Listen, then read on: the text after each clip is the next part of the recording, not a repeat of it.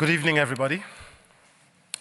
Thank you very much for coming to this session of the UNCTAD eWeek 2023. I just want to start by welcoming you all. If you reside here in Geneva, thanks for making time to join us. And if you've traveled from far, then welcome to Geneva and thanks for joining us as well. My name is Peter Okwoche. I've been a journalist for about 31 years. The last 19 of them I spent at the BBC presenting on TV and on radio. I only just retired in August. I'm retired, but not tired, so I'm still working. But thank you very much for joining us. I'm from Nigeria, and I'm really glad to say that we've got a really diverse group of people joining us here today, not only in our esteemed audience, but amongst the panel as well. I will soon be introducing the panelists to you, but first of all, I'd like to introduce the host for today, our host, the Secretary General of UNCTAD, Ms. Rebecca Greenspan. She'll come and give us the opening ceremony. Madam Secretary General, please.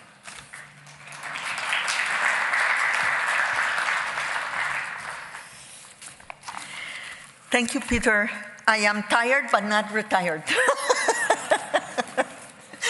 So, I don't know what happened, but I think that men deserted us. Because it was supposed to be a more balanced panel. So now all these wonderful women will take over. So thank you all really very much for being here. I don't know if Amandip is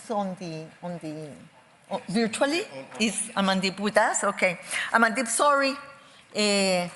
I missed that you were with us. So great that you are here. Thank you for being with us. Amandip is the UN Secretary General's envoy on technology.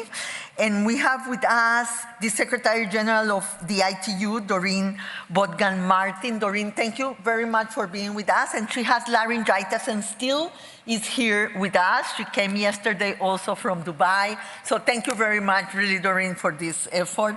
Michelle Baker, CEO of Mozilla Corporation and Chairwoman of the Mozilla Foundation. Thank you, Michelle, for being with us. Francis Dufay, CEO of Jumia, is with us.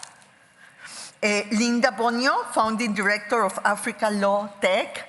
Linda, thank you very much for traveling up to here. And Michelle Jawando, Senior Vice President of Omidyar Network. So thank you very much, all of you, for being here, dear friends. I am extremely pleased to welcome you to this high-level dialogue on shaping the future of the digital economy. The main objective of this dialogue is to connect and to bring here to Geneva for the next few hours the global political dialogue around digital policy, reform, and regulation, including data and artificial intelligence. This debate is one of the most important in our global society. We know that. A recent high-level AI safety summit happened in the UK, alongside the United Nations plans for a global digital compact that will be brought to the summit of the future. See, and this signifies a heightening global attention towards this issue. But as I always say, in times of great change, not everything changes at the same speed. And so a lot of imbalances arise and asymmetries. If we don't convene, if we don't speak about these issues enough, if we are at risk of we will be at risk of being left behind. This is why we are here today. In this context, the United Nations remains an all-important player. As a universal platform, we have the unique ability to ensure effective multi-stakeholder engagement, bringing together governments, the private sector, civil society, and the technical community. And Doreen, you just had your summit, yes, on AI for good, yes? that also brought all the multi-stakeholders together. So the UN's role is today more important than ever. In this sense, I am very pleased that our co-facilitators of the Global Digital Compact are with us for this eWeek. And that Mr. Amandeep Singh Gill, the UN Secretary General's envoy on technology, is with us in this high-level dialogue. So this year also marks 20 years since the first session of the World Summit of the Information Society, WISES, that was held here in Geneva in the ITU headquarters, adding another layer of significance to our discussions. Today, high-level dialogue symbolizes the UN's unique multi-stakeholder approach. Today, we will hear many perspectives, ranging from policy and legal frameworks to technological innovation and philanthropy.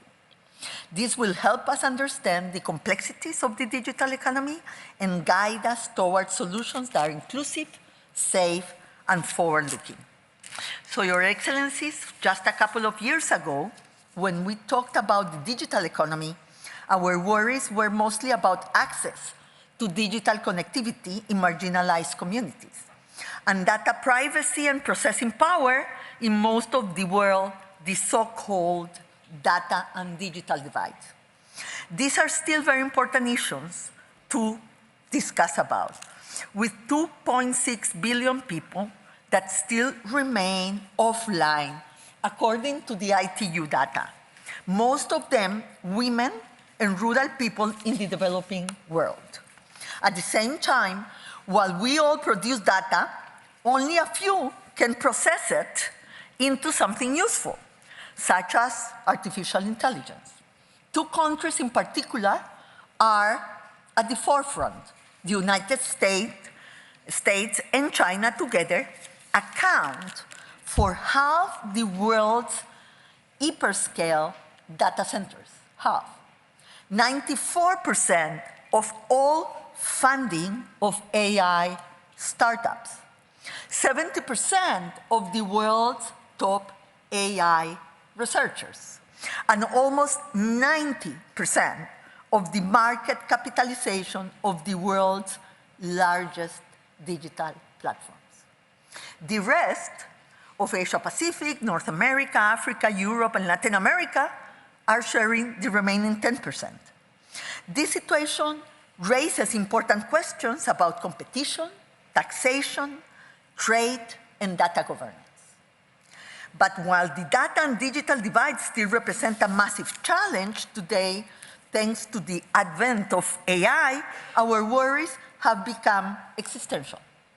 Some of the creators behind AI have themselves suggested that under the wrong hands, AI may be weaponized to an extreme degree, and that even under good hands, there is a risk that the technology advances to a point where the AI system itself is capable of running away, an act of their own accord with potentially catastrophic results. But at the same time, let's not forget the incredible progress that AI and digital technologies have already enabled, from improving healthcare through advanced diagnostic and personalized medicine to enhancing education with tailored learning experience. The benefits are manifold.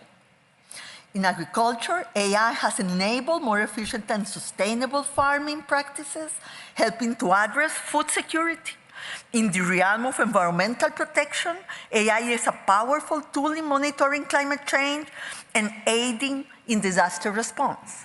It is worth highlighting in our deliberations taking place here that we are doing this at this parallel to the COP28, where the Digital Day will take place, I think that tomorrow, Doreen? Tomorrow. So moreover, despite its many divides, the digital economy still has the potential of being a great equalizer. By democratizing access to information and resources, it can empower communities worldwide, especially those in the developing world. It can enable SMEs in Bogota, Manila, Muscat, and Phuket to sell their goods and services all around the world. It can bring finance to communities who never had a bank, schooling to those who never lived close to a school, and healthcare to those who had never seen a proper doctor. By harnessing the power of the digital economy, we can break down traditional barriers and create a world where geographical distance and physical limitations no longer dictate one's access to opportunities. This digital revolution can be a catalyst for unprecedented social and economic growth, bridging gaps that have long existed between different parts of the world. This is what we mean by shaping the digital economy.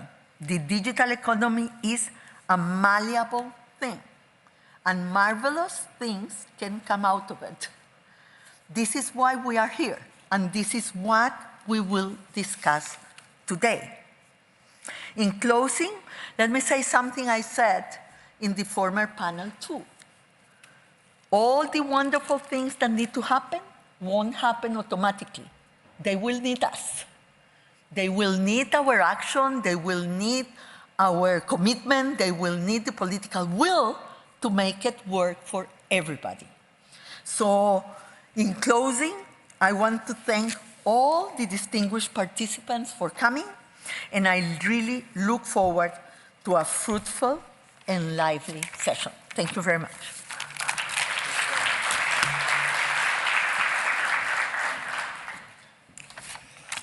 Thank you, Madam Secretary General. I mean, the future is exciting, isn't it?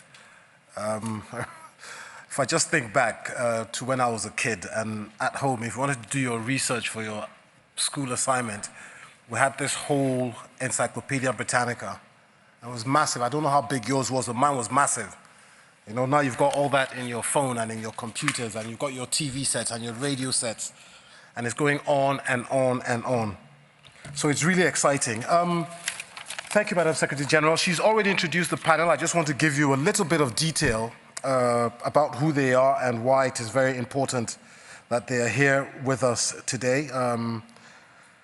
Like the Secretary General mentioned, they're very, very important people, very experienced people in this field, and we've got a lot to learn from them today. I mean, we've already heard from Madam Secretary General Rebecca Greenspan, who's been the Secretary General of UNCTAD since September 2021. I remember just meeting her a few weeks after she took over, and you know, it's always been my pleasure to interview her on the BBC from time to time since then. She's from 1994 to 1998. She was also the Vice President of her home country, Costa Rica.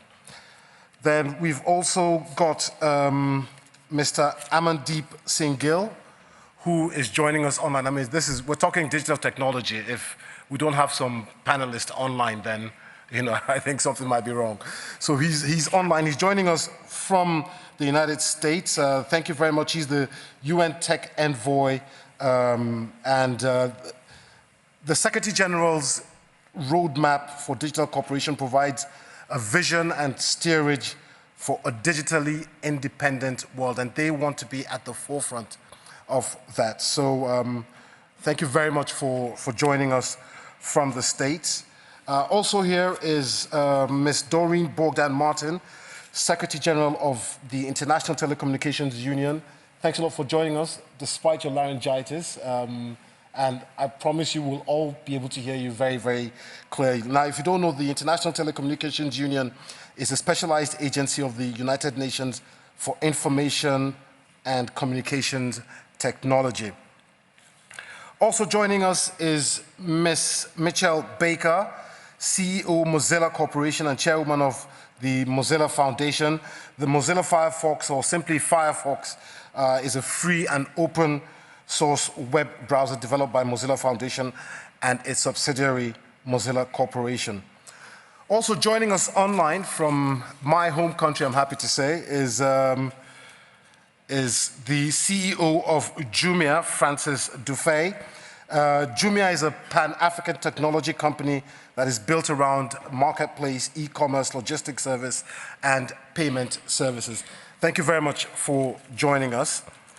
We've got Linda Bonyo. She's the founding director at Africa Law Tech. She's flown all the way from Washington, D.C. to join us here. She's not only the founding director at Africa Law Tech, but also the founder of the Lawyers Hub, which is a Pan-African digital policy and justice innovation organization. Thank you very much for joining us. And lastly, but in no way the least, is Ms. Michelle Jawando, Senior Vice President, Omidyar Network. And Omidyar Network is a social change venture that reimagines critical systems and the ideas that govern them. Thank you very much to all of you, all our panelists who have joined us for this session for today. I'm going to start with my first question. And just to let you know, we also have some ministers from various countries across the world. They're sitting in front of us here. I'll be introducing them later and also be asking them one or two questions. But I'm going to start by asking our host tonight, Madam Secretary General. Now, the digital transformation is both an opportunity and a challenge for many countries. What, in your views, are the primary risks for developing countries to better integrate into the digital economy? I mean, you've just mentioned the fact that 2 countries in the world control nearly 90% of this digital world that we live in. How can other countries in other parts of the world integrate themselves? You've all got microphones in front of you, so please, when it's time for you to answer, if you could just pick one up and give us your answer. Thank you very much. I thought I will be last because I just spoke, but, but I will be quick. Well, one of the main problems is the inequality, yes? Inequality in access, inequality when you access on the quality, inequalities in the price, because the price is very high in many of the countries, of the developing countries, and so it is a barrier to the users and to businesses, and inequality in skills, yes, the preparedness of the countries to have the necessary skills to really take advantage of the digital economy. So maybe my main point here is we have to scale up efforts, because the problem is technology is changing so rapidly, as we know, that every time that time elapses, the gap is exponentially growing. And so we need to speed up our support to developing countries and to close these inequalities. Because if not, it will be, we will have, the gap will be too wide to even try, pretend that we will close it in the future. On that respect, we just to share with you, we do the e-readiness assessments for countries, and with the e-readiness assessments, we do strategies, digital strategies for the countries. We have done 35 countries already. Here, precisely in the week, we are launching 4 of the e-readiness assessments that we do. And the good thing about this is that we really bring everybody around the table. That sometimes is very difficult, because this is not an issue only of physical infrastructure or only an issue of the finance minister or the trade minister. We need to bring everybody, the private sector, civil society, like we are doing here in the week.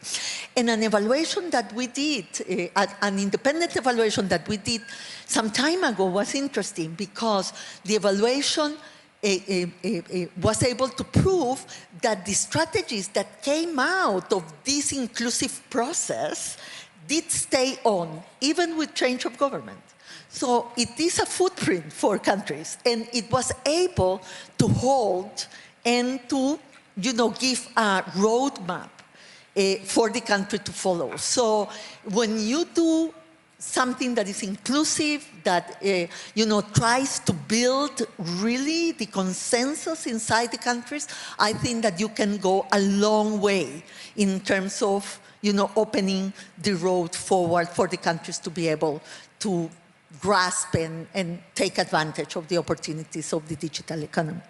Thank you very much, Madam Secretary General. Okay, let me just throw it to Amandeep, who's joining us from the States now. He's the UN's tech envoy. I mean, so what do you believe, Amandeep, is necessary to ensure inclusive and sustainable outcomes for all? I mean, if I remember clearly, the UN Secretary General in his recent report, Our Common Agenda, envisioned a series of key elements to better shape the future of digital economy.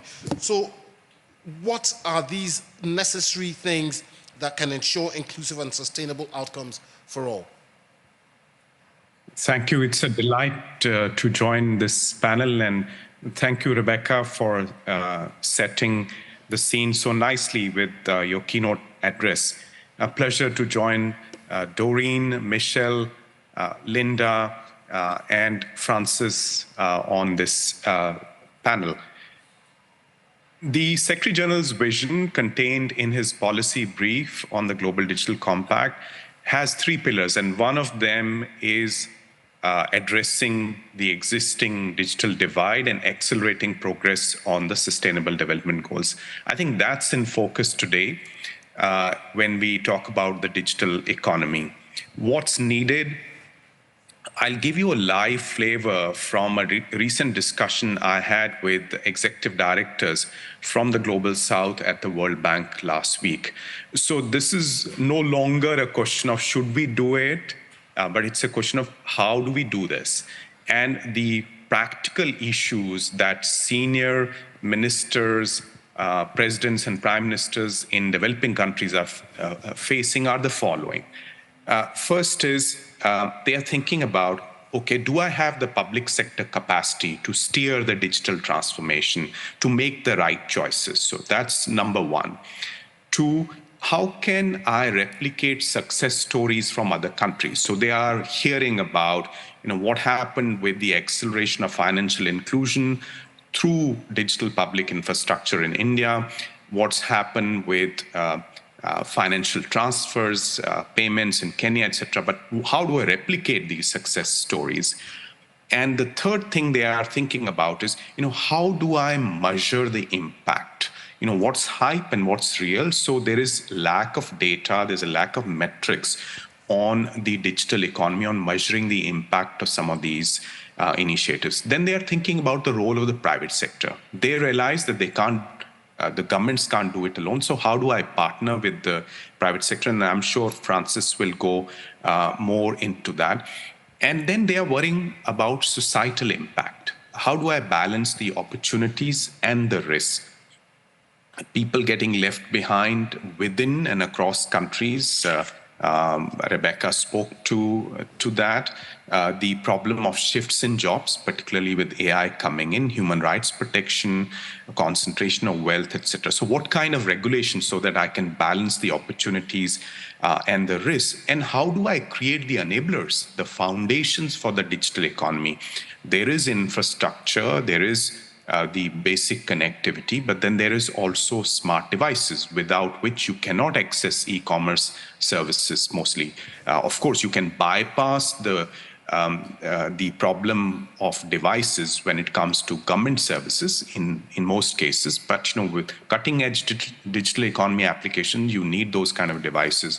There is energy poverty that they are dealing with. So there are a host of these implementation issues that these countries are beginning to think about. And I'll just close by saying that we have in motion today some processes, and the co-facilitators, Ambassador Anna Karin Enestrom and Ambassador Chola from Zambia, Sweden and Zambia respectively are there. They are leading on this global process that is a comprehensive assessment of all things digital, how to realize the opportunity, how to manage the risks, and most importantly, how to lower the entry barriers to the governance discussion for the global majority for the Global South so that they can participate in shaping an open, free, secure, inclusive, and empowering future for all. And AI in this, data and AI, is a big piece.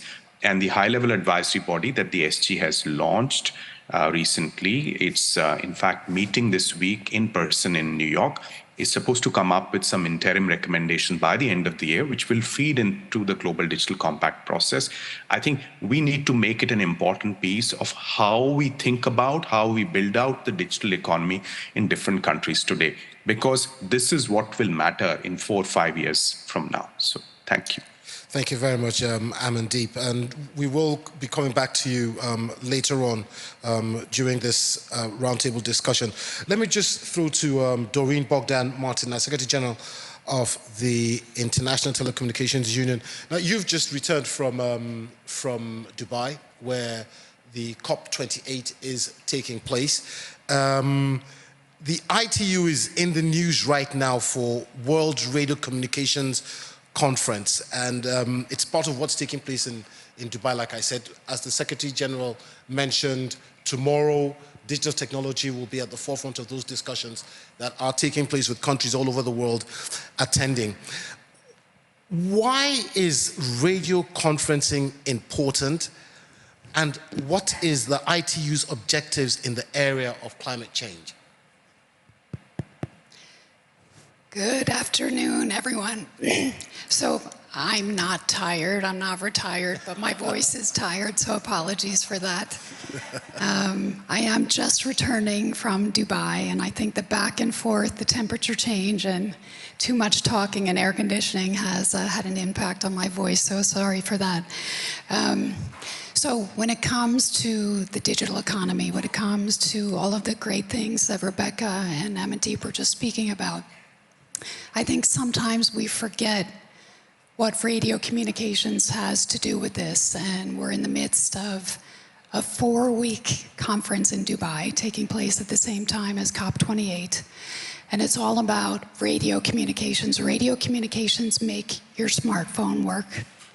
They make GPS work. They make weather forecasting possible.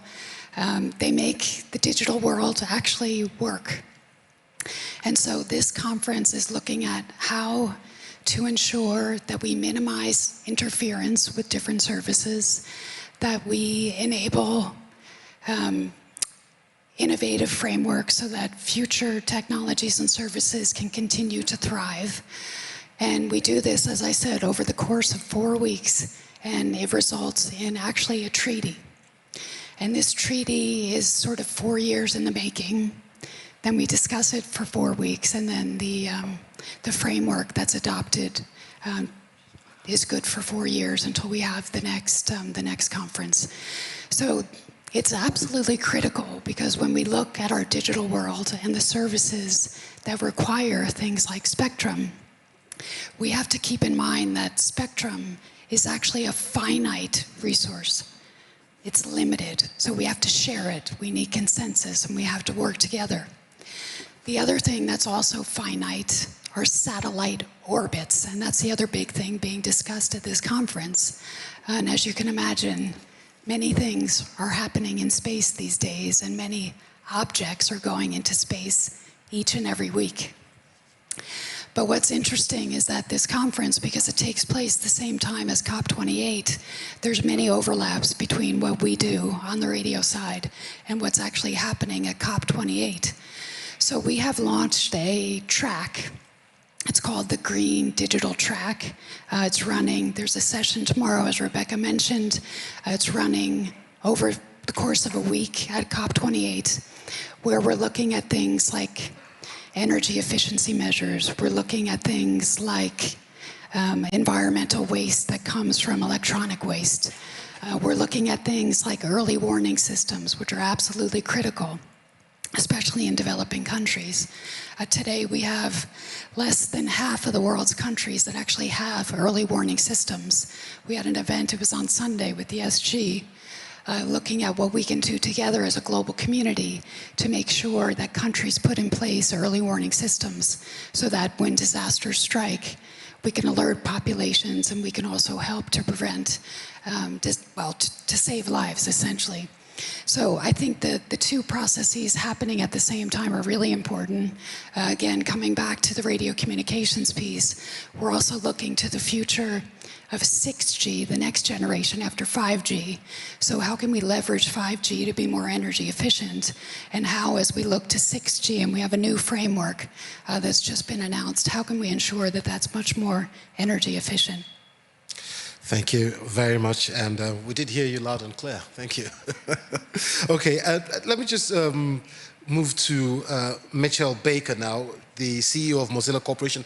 I mean, listening to Amandeep there, you know, you got a sense of the fact that the future of the digital economy, the future of digital technology, doesn't only rest on the shoulders of, you know, international organs like the UN or governments. You know, it also lies with private companies, just like Mozilla.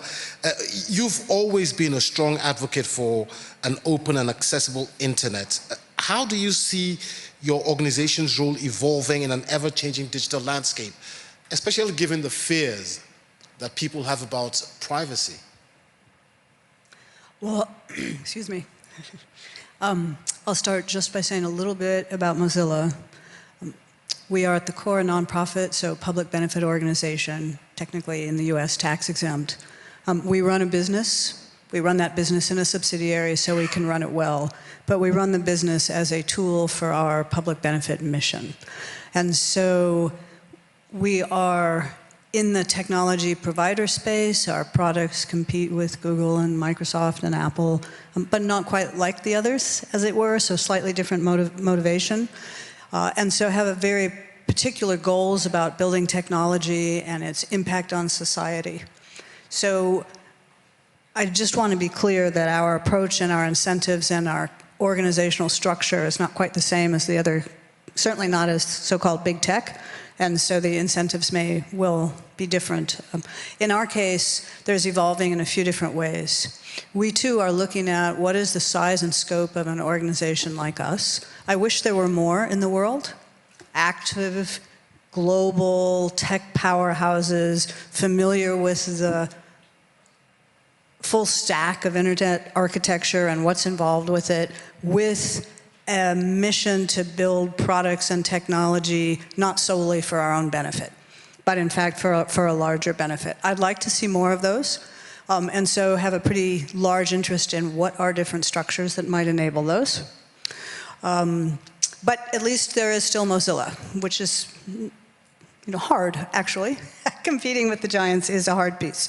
So one of the things that we're doing is looking pretty deeply at ourselves and can we organize ourselves to do more faster, engage with more people. And so we set up a small venture arm to actually invest in companies that want to be successful as businesses, but bring something of the values that we care about. And so privacy and security are very high. Different use of data is very high. And certainly AI and what happens in AI is very high. And in our case, our interest is open source and also more personal AIs and also AIs where the information that you might enter through your prompts, the whole series, like that information in the current system goes back to the big centralized models, which then, whether or not they claim to own it, they use it. And so like a personal AI might be, what is the data set that's relevant to me, whether it's my health, my email, all my communication, how do I get the power of AI without having to, quote, contribute that back to OpenAI, for example, or BARD or any other centralized ones. And so for the moving to a, I'd say, more inclusive, hopefully more sustainable, less centralized digital future, we're big believers that actually building technology is a fundamental piece of it, both to bring a different alternative in play. So AI is a good example, like the current models are built with these massive resources, with a particular architecture that sort of demands, that size and scope of resources. You crawl the web, like that's a huge piece of work. And so the mindset goes into it. So we're trying to continue to have an alternative view about what the world could look like, continue to be designing technology and products that bring that alternative view to life, and trying to show the promise so that the goal of regulation and finding a good remedy gets easier. Because certainly over the years it's become clear, and I think Europe led the way here, that the expertise in understanding regulation and technology is pretty high. It's not the case now that regulators are dumb, right? It's just the case the remedy is hard. And so we ourselves, and increasingly trying to engage with others, other entrepreneurs, other people who want to build technology, who still love it, but want to build something a little better than what we've got, how to get some momentum in that and try and build a critical mass so that technologists themselves are contributing to something better. Because there's a huge range of technologists, like even in the heart of the valley, you know, where I live, but everywhere, who want to build something better, but we don't have systems for it, we don't have critical mass, we don't have good financing options for them yet, and we don't trying to build a community of shared knowledge and ideas. Thank you very much. I think that just brings me, very well to Francis, who's the CEO of Jumia there. I mean, because when Mitchell talks about not having the wherewithal in terms of financing, the mass and everything, I think that's a problem that Africa faces. Africa knows all too well. For many years, and I think the last decade or so, we've been told Africa rising and Africa is the new frontier. But it doesn't seem to be the case 10 years on. What are the difficulties that you are facing in your peculiar market, and how can you bring Africa, or is it even possible to bring Africa to meet up with the rest of the world in, say, the next 10 years? Well, first of all, thanks, Peter. As you said, I'm in Lagos, in your home country today. I could not join you in Geneva, unfortunately. I really had to be in Lagos. End of year is quite a peak time for us, and I could not travel that far, unfortunately. Well, as you said, speaking of e-commerce specifically, we're facing a number of challenges. It's a pretty long list in emerging markets, particularly in Africa. A lot of challenges can be dealt with individually, at least individually. When you speak about e-commerce, the most obvious ones that come to mind would be the state of the transportation system, the logistics environment in general, the structuration of local actors, the relatively low purchasing power in many areas, the use of cash over credit card or digital payment. Well, it's a pretty long list. The truth is that a lot of those challenges can be overcome by a company if you really put all your heart in it and all your money as well. So it's not preventing e-commerce to operate or other players in adjacent sectors to operate, but it's one adding to the other, it becomes expensive to deal with. And then you have more structural issues. Speaking of e-commerce, for example, in Africa and many emerging markets, an obvious one is the fragmentation of markets. Africa, as one continent, is a huge market, but it's not one big country. Far from that. So we're actually dealing with lots of relatively small markets. And when you add all those small challenges that one by one are not real blockers, to the fact that on top of that it will be hard to scale, it makes it overall quite a challenge for a private company with limited financing to overcome. So this explains why, for example, in our field, lots of big players are not present in Africa. In many countries, Jumia is the only big major player in e-commerce. And it makes, on looking at the bright side, it makes it an amazing challenge because you need to adapt heavily to the markets where you operate. E-commerce in Nigeria is a whole different animal compared to e-commerce in the UK. But looking at challenges, it makes it quite an endeavor. And any company who wants to go into a field like e-commerce, but other digital sectors, needs to be ready to a lot of adaptation, quite some cost, and have quite some time. Okay, Francis, thank you very much. I'm just going to come to Linda now because I can see a few similarities between maybe what Francis and Jumia might be dealing with and what you were dealing with. Because he's mentioning the fact that the challenges, well, you can see them as challenges or you can see them as opportunities. As founding director of Africa Law tech and with your role as founding member of Lawyers Hub, what do you perceive as the primary challenges and opportunities in shaping a digital future for the African continent? Excellent. Thank you. And when I say the African continent, I mean, I mentioned Africa, but I'm also referring to all the places who are far behind the rest of the world. So there are places in, Southeast Asia or in Asia. I lump all of them together. Okay, thank you. I was going to say that the word everyone uses, which I don't agree with, is the Global South. Because I think that the term Global South is coined by the Global North, because it's an easier way to say all of you who are not this way. And I think that with tech disruption, maybe it's time to rethink these constructs and see ways in which we get together, not based on these particular challenges and not even geography. I was on a panel with someone from Brazil, and we were all, they said, yeah, and representing us from the Global South is Brazil and Kenya. And I said, we don't even meet, we are not best friends, we don't even know each other. So I think that maybe we need to reconsider what that means in this context of especially AI and see what that means. But I was going to begin from your question on the challenges that I think we face in the digital economy. And I would start with a very simple story. I was training a group of lawyers 3 years ago on artificial intelligence. And I kept just talking about, because when you do things for a long time, you keep using and abbreviating things. So I kept saying AI, AI, AI. And then at the end of the 45-minute presentation, this old man stood up and said, the whole time you're talking about AI, I thought you were talking about artificial insemination. Because my cow at home, and then he went on. And I said, actually, it's the same concept.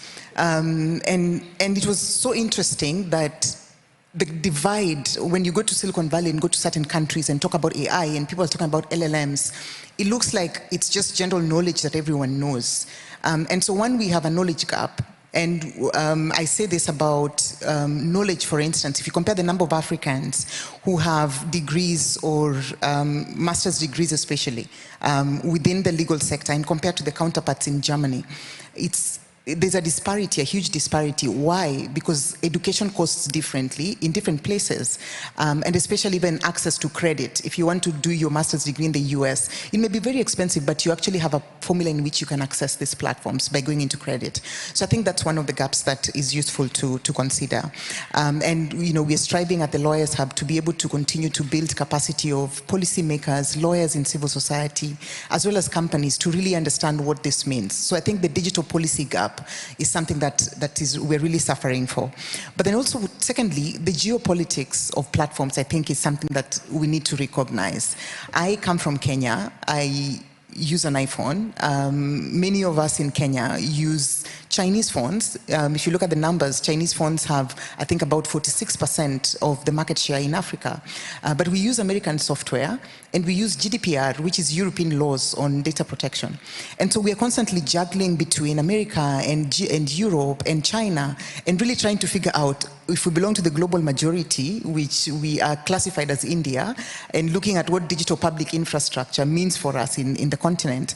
And so I think there's a need to acknowledge all these moving parts and all these moving responsibilities that require us to exist in a certain place, yet we all have these particular things going on. But then also I'd want to talk about dominance and tech companies. I think our colleague from Geneva made a really good comment on this. We need to figure out how the world deals with the big tech companies that enjoy dominance, especially in ecosystems where our GDP is way less than the gross that a company makes. For instance, if you look at Amazon and Sierra Leone, Amazon's annual turnover is way greater than Sierra Leone's GDP in a year. How does a government like that hold a tech company accountable for anything and any abuse or dominance? How do we empower, competition authorities to still come up and be able to make a voice and make sure that there's consumer protection in that particular sense? I think that's a huge problem. And then just to highlight finally, it's on startups. When we have dominance and it's not checked, what happens to local innovation? And I think Mozilla has been doing this kind of work for a long time, which we're really grateful for. Last year, funded by Omedia, we've been running different projects on looking at how, Mozilla and Lawyers Hub and the African Union can rethink what competition means and what to do with local startups in the area. We've seen this from the situation in Ukraine and Russia, that at the end of the day, your local startup ideally would be a useful tool as a national asset when we build in it. But I think many of the African governments are not really focusing on spurring the local innovation ecosystem and making sure that as Africans can ideally have startups that thrive. So the problem we have now is many African startups are moving to the US and saying, flip my company, I want it as a Delaware company because my government does not really see the need.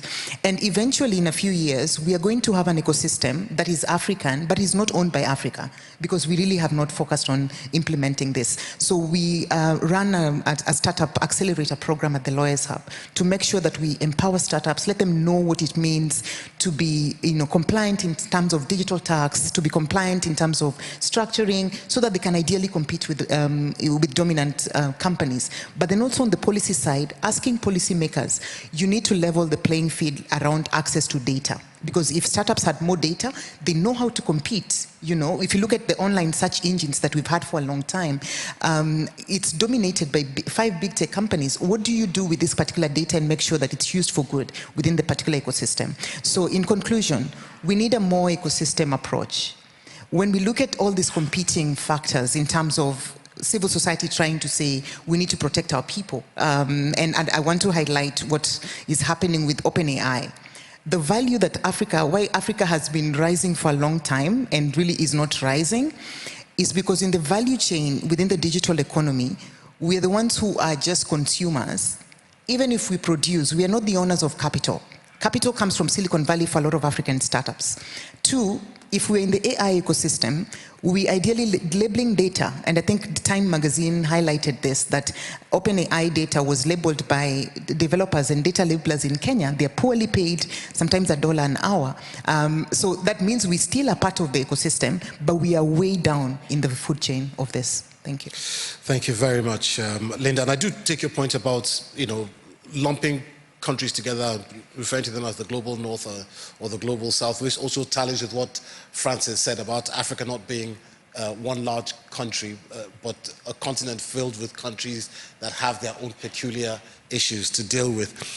Michelle, I'll come to you now, Senior Vice President of Omedia Network. I mean, your network is always talking about the tech we want.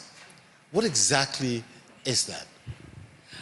Thank you so much, Your Excellencies and fellow members of my distinguished panel. It is wonderful to be here with you today. So what is Omedia Network? First, for many who are unfamiliar, we are a social impact venture, which means we both invest in resources and businesses and ideas, and we invest as a traditional philanthropy on how do we build more inclusive, equitable economies and systems and societies. And we've done about $2 billion over the last 15 years in service of that goal. I think that there are a few things that I will start with here. One, philanthropy and social impact has an opportunity to build the type of societies and the type of equitable societies we want, but we have to ask for what we want and we have to design it intentionally. And often right now in our current system, we have a lopsided relationship with data, with market dominance of certain companies. For instance, there are only 5 platforms that receive over 70% of the world's advertising revenue. And so when we say that we are trying to build a type of tech ecosystem that is more inclusive, we have to look at, well, what are the underpinnings of the current system that we're engaged in? And one of the things that we try to do at Omedia Network is to identify and then scale opportunities that are effective, that work, and that we can bring and share with our colleagues. So for instance, in the UN family, we funded UNCTAD to provide technical advice to African countries to start bringing the digital transformation to the next level. And we're supporting civil society organizations like Linda, who we all love. Everybody loves Linda, right?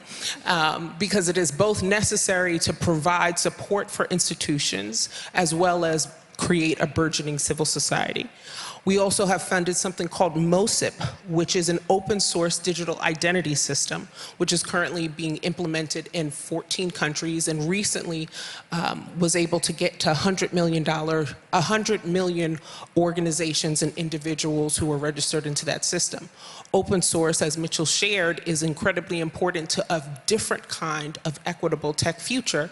Because if we create systems that are closed, and by closed, what I mean is if that data is only captured with a specific company or with a specific group of companies, then we can't see the public societal benefits. We don't have opportunities for researchers and academics and multilaterals to use that research in service of building vaccines, climate solutions, host of health information, moving forward in technology and transportation, if those systems remain closed.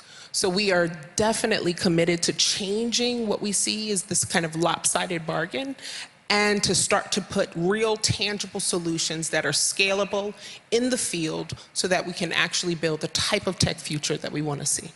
Thank you very much, Michelle.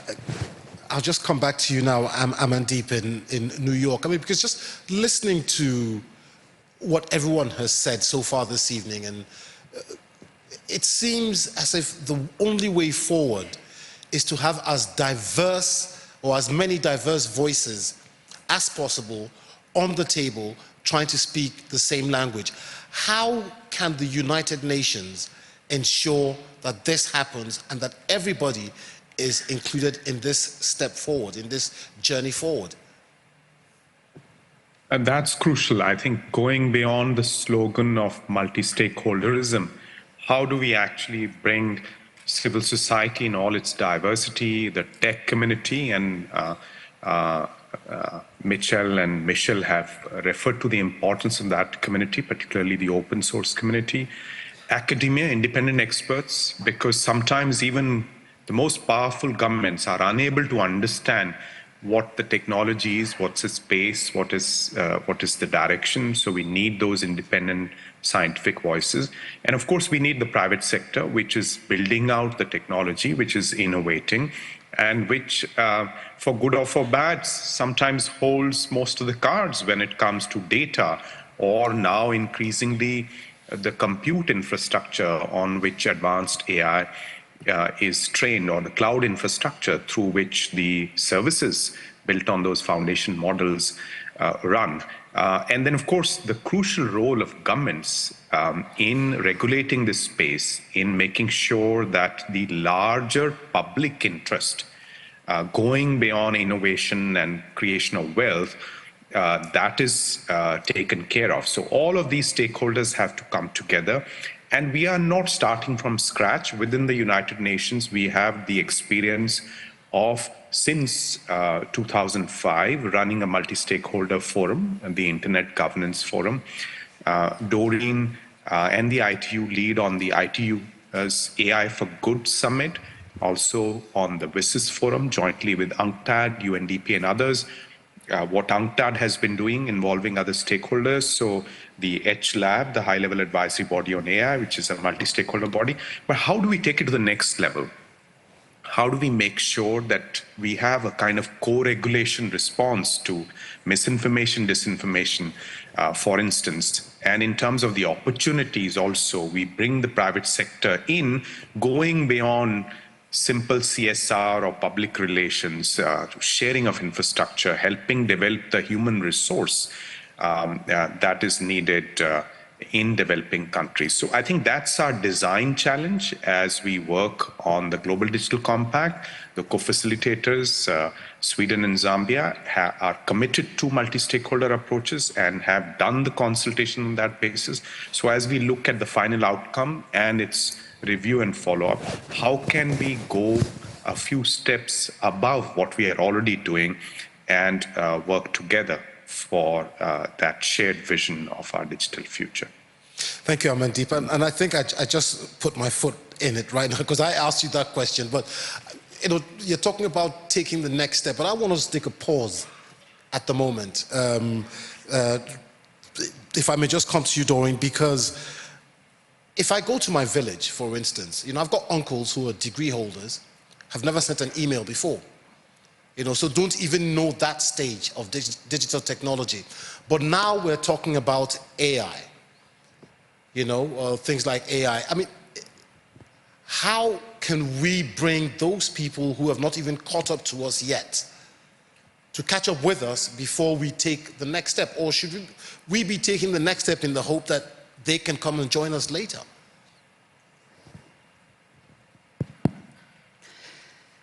So I think there are risks when we think about AI, how it can actually exacerbate further inequalities. And so we do have to think about AI. How do we leverage the good, mitigate the bad? But we also have to figure out how we can shape an inclusive digital world. And Rebecca, as you said, we have 2.6 billion people that are not connected. So when we think about the gaps, we have to think beyond infrastructure. Today, 95% of the planet is actually covered by a 3G signal. Almost 90% is covered by a 4G signal. So it's not just infrastructure. And if we look at the unconnected population, the 2.6 billion, I think it's about 35+% that actually have coverage, but they're not using connectivity. So what are those gaps? Where are they coming from, and how can we address them? And some of my panelists have mentioned the cost issue. You mentioned that as well, Rebecca. The skills piece, that's fundamental. If you can, Peter, as you were saying, if you don't know how to use the digital device, how can you leverage access to that device? The content challenges, if there's nothing interesting, why would you go online? The security and safety issues, many people are afraid to go online. The device challenges, how can we bring down the cost of devices? These are all issues that we have to tackle if, as Amandeep was saying, we're actually going to go to the next level. If we're going to take the next step, we have to address those challenges. So some of the things that we're doing at the ITU, things like our initiative with UNICEF, it's called GIGA. It's about connecting every school in the world to the internet. Today we have more than 6 million schools that have no access to the internet. We have initiatives like GovStack, which is a partnership with Estonia, with Germany, with DIAL, with other partners, where UNDP, where we're trying to bring to countries e-government services, digital, reusable digital building blocks to help countries to be able to sort of personalize and adapt and be able to roll out and scale digital services within weeks, even in some cases within days. And I think that's quite exciting. It also brings down cost and brings in additional security elements for countries that are looking at digital public infrastructure. And then I guess the last example I wanted to mention is that we have to focus on the gender piece, because when we look at digital, there's a huge gender gap. There's a gender gap when it comes to access to technology, and there's a gender gap when it comes to the ICT workforce. We don't have enough women in the workforce, and of course, when we look at AI and new and emerging technologies, we need women at the table. If we don't have women at the table, we're going to have further bias when it comes to creation of algorithms, and we need women. And so we're also very focused on specific programs like our Equals work, like our work with the Enhanced Integrated Framework that's focused on SMEs, to make sure that together we can close that digital gender divide. Thank you very much, Doreen. I'll come to Michelle there, because you talked a lot about inclusivity when you answered my first question to you. How is Mozilla translating this commitment to inclusivity into tangible actions and initiatives within this digital landscape? We have a range of initiatives and programs. So I'll start with our parent, which is the Mozilla Foundation, which runs the charitable programs arm of Mozilla. And the Mozilla Foundation has had a trustworthy AI initiative for 4 or 5 years now. And so the methods are really to empower people working in the field increasingly globally, so that many of our fellows come, it's a pretty broad geographic basis for our fellows. And the goal there is to identify people who are working on the intersection of technology, AI, trust, safety, and increasingly structure. What might we do about it? And to identify those people on a geographically distributed basis, and to give a platform, Mozilla name and voice. So that's one. And that reflects an effort to expand geographically in a way that isn't about us selling ourselves elsewhere. But to look at regions of the world which are underrepresented in, we'll say, global tech platform development, or even in using cutting-edge technology to solve local problems, and to explore how is it that Mozilla might be a participant in a grassroots effort to build things. And so that's one reason we started with the fellows. And then we have some broader pieces. We've got a more consumers can participate in what's going on in, say, the Regrets Reporter. This is a crowdsourcing of what happened to you on YouTube. Trying to figure out, we don't have the algorithm, that's proprietary, but what is the experience of people? What kind of rabbit holes or bad places do you go to crowdsource that information as input either into regulation or to consumer understanding? So there's a set of programs along those lines. There's the ongoing commitment to open source, which is, how do you know what the technology is doing? And even if I myself am not a technologist who can vet it, other technologists are out there. You can actually have consumer advocates for the technology if it's open. And so we have this continuing commitment to open source. And we also we're probably the leader in the surveillance aspect of online tracking, and how can we reduce the technology that does that, anti-tracking and cookies. So up and down the stack, from trying to empower local leaders on what's trustworthy, into security, core security and tracking and surveillance pieces, into the sort of fundamental piece of how do you build systems that are trustworthy into the process. Thank you very much. Francis, if I may just come back to you. You're in Lagos. You know the difficulties of conducting business on the African continent. What policies would you like to see, both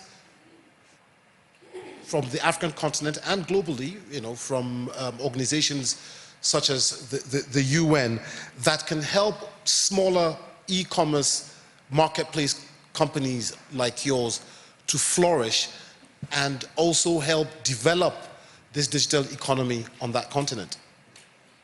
All right, so Peter, first I noted that you have uncles who never sent an email, so you'll need to let me know in what city they live so I can tell you whether they can be e-commerce customers still. And by the way, it's possible. If you don't have access to the internet, you can be a loyal e-commerce consumer, that's fine. Back to your question. So I think, speaking for the African continent and emerging markets, specifically for Africa, I think there's no lack of entrepreneurs, there's no lack of appetite and effort from the private sector. There's no lack of companies willing to make things change, drive impact, both for the bottom line and for the local society.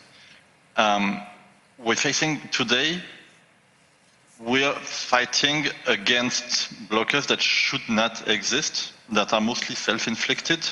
And it's a shame. We mentioned earlier on, one of the panelists was mentioning the lack of ownership by Africa, of tech by Africa. It's because we're stuck fighting against, self-inflicted problems in many cases. And for all entrepreneurs and bigger companies, we just need a bit more freedom to operate and more simplification in a way. Should it be for e-commerce, for fintech, or anyone in the digital world? For example, if you work in any country where we operate, There are dozens, let's say, of ministries, there are dozens of public institutions that have their word in the digital economy. You have the Ministry of Transportation for e-commerce, you have the Ministry of Digital Transformation, the Ministry of Finance, the Ministry of Commerce, Trade. It's quite a long list. And as it stands today, none of those institutions individually can make a big change for us. But each one of them individually can make really bad changes for us, for fintech, for e-commerce, for anyone in the digital field. So we're still fighting. Let me give you a very practical example. In many countries, we have, for example, outdated regulations on postal monopoly. So if you're an e-commerce player, in some countries you're forced to use the national post. Whether they're able to run your business or not doesn't matter. And it's just one example. So I think one of the most pressing things in emerging markets for us, the way I see it, for small players, large players, mid-sized players like Jumia, we need just an easier environment to work. And then we just need to unleash local entrepreneurship, because there is local entrepreneurship, there's plenty of it. It just needs to be freed from lots of constraints that are not really necessary and that are in many cases outdated. So that's, I think, the big thing in the markets where we operate, in emerging markets. And then specific to the African continent, there's, of course, something around scale. I mentioned earlier on the fragmentation of markets. In my dreams, we would see in my lifetime the African continental trade agreement happen. That would be fantastic. That would be a game changer for all digital players, being in finance, commerce, or whatever. That would be an absolute game changer. But it will be a complex topic, very likely. Thank you, Francis. And Linda, you've heard all these suggestions that Francis is making. Do you think that the authorities are listening in these emerging markets, and do they recognize the importance of taking all these steps to develop this digital economy? That's a very personal question. I'll take it because I'm an African, and I get really frustrated when we don't see why we're shooting ourselves in the foot. I think that many regulators do not have the capacity, and this is not even an African problem. We're seeing this with AI and from President Biden's executive order. One of the issues that came up on that particular executive order was, how do we reskill regulators as quickly as possible for them to be engaged in AI regulation? And that's an admission on many parts on what needs to be done for regulators. I think in Africa, looking at the intersection of the digital economy, it's in many parts. Like, we've talked about competition law, we've talked about privacy, we've talked about platform regulation. All these things come together, but the way policy is wired now is in a way that they're all not speaking to each other. So, for instance, this year at the Africa Law and Tech Festival that the lawyers have convened, we bring together over 2,500 lawyers and technologists in Nairobi every year to talk about digital policy. So this year we're talking about digital trade. And it was interesting, the people coming for the discussions. So if the Ministry of ICT is coming, the Ministry of Trade is not coming. And so we've also seen this replicated at the Digital Trade Protocol, where you ask, can you send a representative for the negotiations? So we are caught in between, does the Trade Ministry come or the ICT Ministry come? And who is more wired to understand these issues to actually send a representative? I think to be able to reskill the current regulator to understand all these things and how they come together will be a useful exercise. But I also say that there's a need for regulators to actually look for scalable models. You know, the Tech Envoy, Amandeep, spoke about what has worked for India in terms of digital infrastructure. And I like that Omide is also funding that particular work.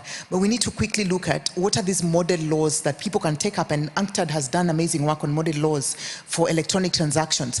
I think that at this particular point in time, we need some very quick model laws on artificial intelligence, on the digital economy, so that countries that don't have a budget for lobbying, which lobbying happens a lot and policy making is expensive, would ideally have a go-to on a shelf and say, this is the model for Africa and not necessarily a model for the West. But then finally, I think that policy labs, out of the 100 plus policy labs in the world, over 60 of them are in Europe and 14 of them in London. But we don't have that in Africa. And so one of the things that we're working at the Lawyers Hub now is trying to raise money to run a digital policy lab that responds to the needs of the African continent. Because what we've had so long is GDPR is working, let's cut, copy, paste, and work it for our continent. But we are having data protection authorities in Africa with African budgets, but wanting to run a European model, which ideally cannot work in terms of even political structure and costs for it. I think that's really important for them to know that we are grappling with different issues. But then also finally, for policymakers to know that these times are different. Europe took over 50 years to get to GDPR. And so if your first reaction to new technology is taxing it, just today I was so annoyed by the Kenyan government. If you know anyone, tell them I'm so annoyed. They just introduced a 1.5% tax on laptops. Why are you taxing laptops and people don't have access? You know, when you stop people at the airport to check who has a laptop coming into the country, I think if I was president, I would let everyone have a laptop. That minimum, you have a laptop, then the value you create from that laptop, that's when we begin to tax. But now you're having, you know, people actually now, you know, not even buying new phones because they think, you know what, if I buy a phone, it's going to be taxed. But they need a phone because they go on WhatsApp, they go on Facebook, they go on Instagram, they go on all these platforms, Amazon, Jumia, and they're selling things. I think we need to realize that I am 16 years old as an economy. I need to be a teenager. I need to do things that teenagers do.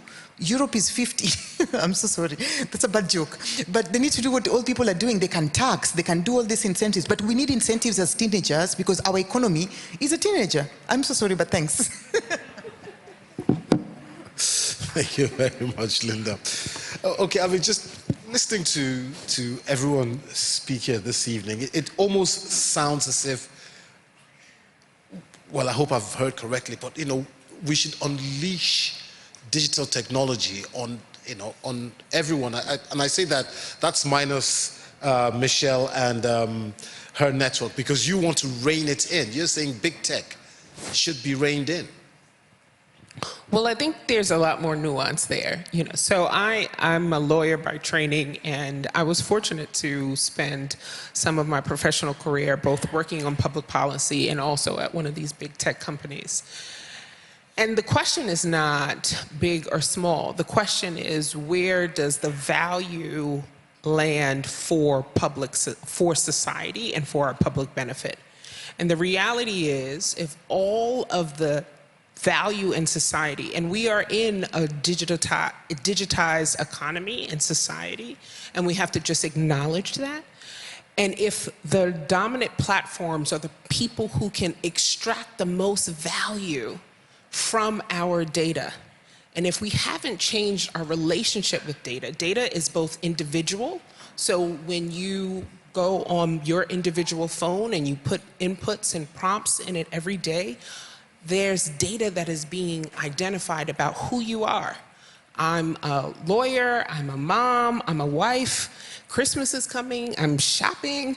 There is information that people know about me. So that's individual, but it's also communal, because that then allows companies to decide, okay, well, we want to make sure that Michelle can see ads for toys so that she can buy things for her 4 young children when she gets home. But who owns that data?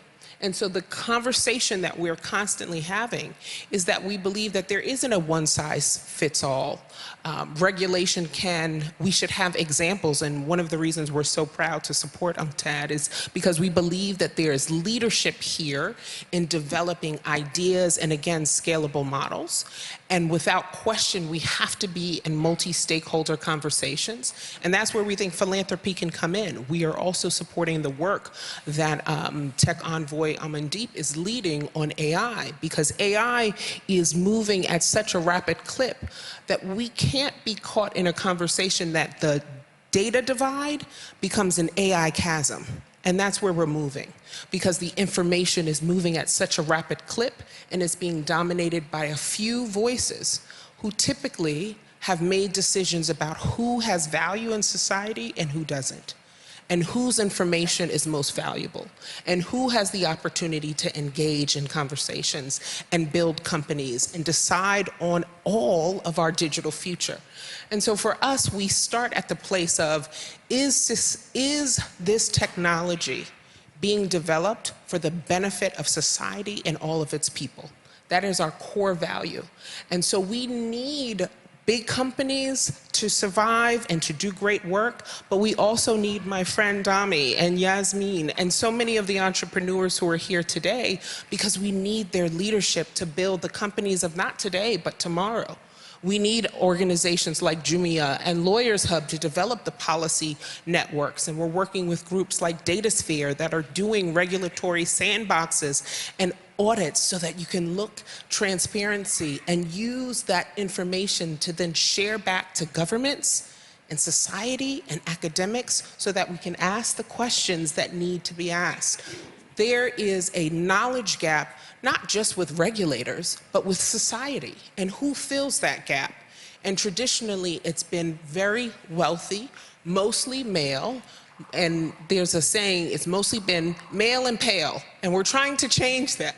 We're trying to make sure that it's rich and it's diverse and it brings in stakeholders from all around the world. And when we do that, and we are intentional about setting different types of tables, different inputs, then the outputs look very different, and we can build the type of societies, back to your first question, that we want to see. Thank you very much. That's very, very detailed. I do appreciate that. And I also want to appreciate the patience of the ministers who have joined us here today. Thank you very much. I'm just going to turn the spotlight on you guys now. I'll start with Her Excellency Sitembiso Nyoni. She's the Industry and Commerce Minister from Zimbabwe. There she is. Thank you very much for joining us. What do you see as the main challenges for your country? We've been talking about, we heard Jumia mention it, and we heard Linda mention it as well, how government policies can help drive, the future of the digital economy. So what are the main challenges for your country to take part and benefit from the future of digital economy? Thank you very much. I really appreciate the opportunity to participate in such an enriching debate. I think listening to the speakers this afternoon, it made me think that in shaping the future of the digital economy, we have more I don't want to use the word challenge, because really the richest people, the people who have done great innovations, they've turned challenges into opportunities. We have more opportunities than we realize. But I was just thinking that before we dive into those opportunities, we need really to look at the digital divides, which I think they are wider and more diverse than meets the eye. From what the speakers have all been saying, we have, before we deal with our opportunities or the challenges, we also need to deal with those things that divide us, the digital divides, and that create those people that are in the margins not to participate in the digital economy. And those things that divides, they really vary from technology to the knowledge, skills, and access and control to data. And also the question of ownership. Who owns this data that all of us are generating every minute, every second? And how is this data used to bring everybody to the table? So the challenges that we usually talk about are the challenges or the limitations of, say, access to internet. So we really need to include people. In Zimbabwe, only 45% have access to internet, but we have about 92% mobile access. But then how can people participate in the digital economy if they are outside the internet? Therefore, we need to deal with those limitations, and as well as the digital skills, knowledge, especially those of our people that are in the rural areas. We need to have, to ensure that we have got digital technologies, and also our economy is agro-based economy. But then people are outside this digital domain, they therefore cannot participate. So we need to deal with all those challenges and turn them really into opportunities, whereby we then invite other people, other actors to participate with us. Thank you.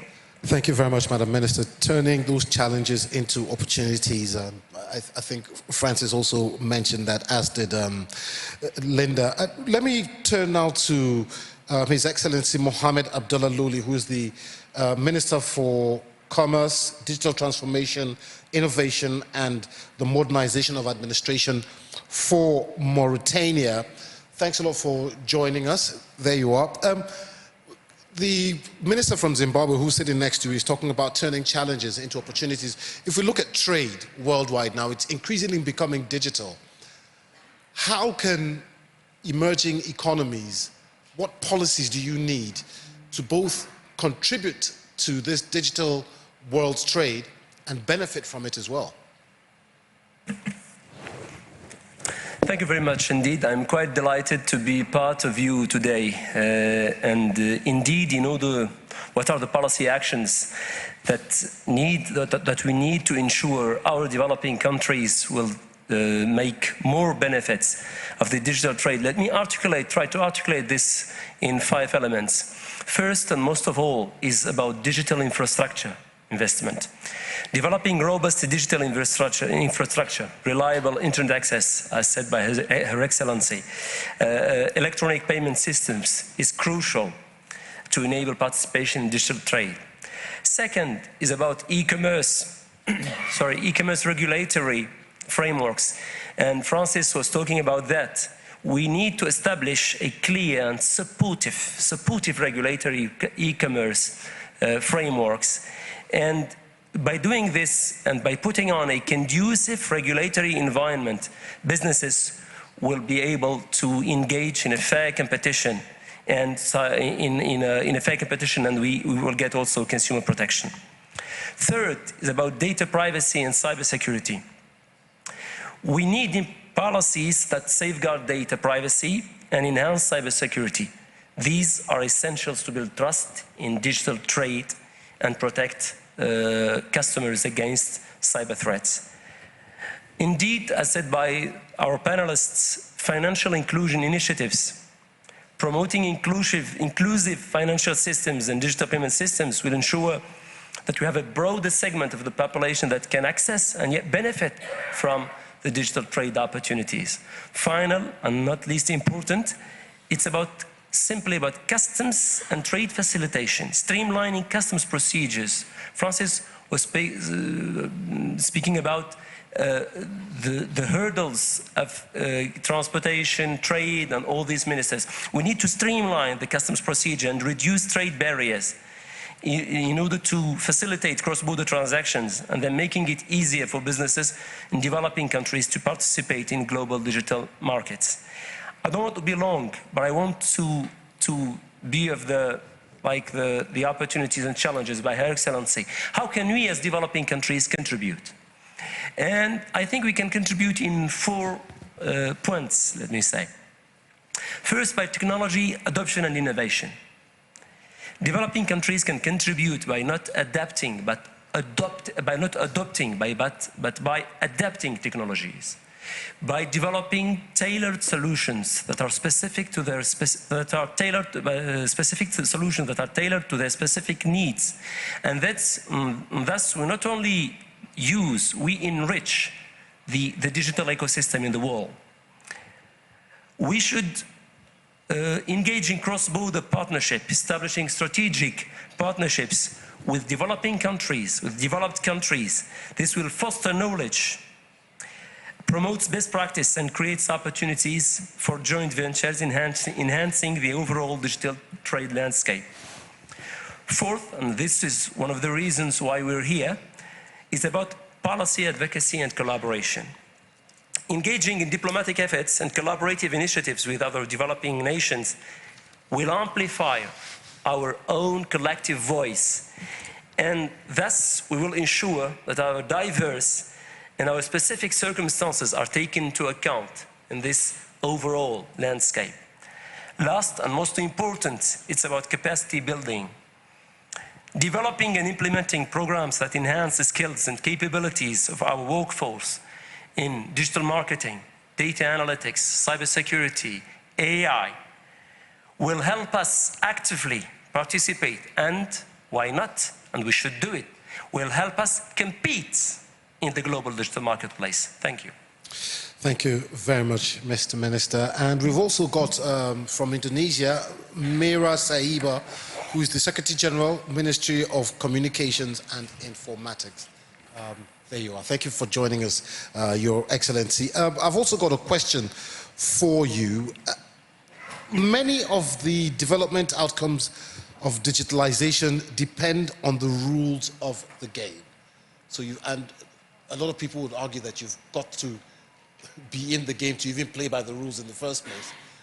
So what exactly, given the global nature of these digital platforms, what kind of governance is needed for the digital economy to achieve a future that carries everyone along and leaves no one behind? Thank you, Moderator and Excellencies, distinguished speakers, ladies and gentlemen. It's an honor for me to be here with the panel. So in the dynamic landscape of digital transformation, it is true that digital technologies pose many opportunities for improving people's lives and generating economic values. However, it's also important to note that technology disruption tends to be unneutral. It creates winners and losers. So on this note, we must be cautious of the challenges that could rise from digital paradox. Without proper intervention, rapid digital innovation would exacerbate the existing gaps and inequalities within society.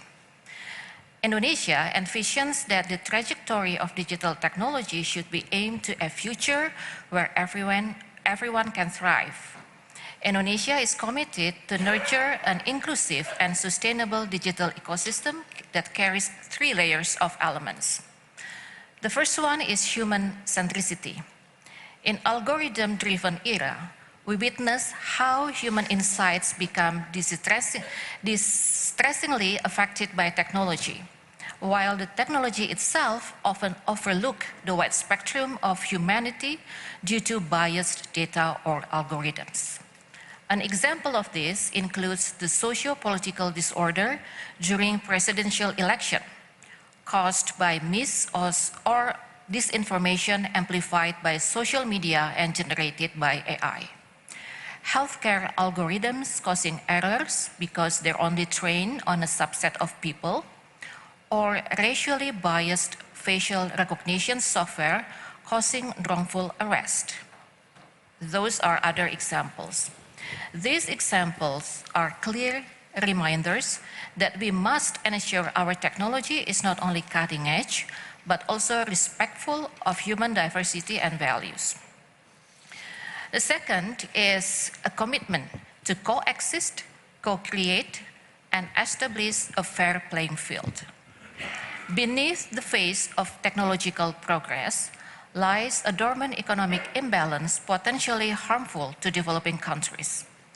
By acknowledging that emerging technologies, including AI, primarily advanced from developed nations and may not adequately address challenges unique to developing countries, we open the door to collaborative solutions.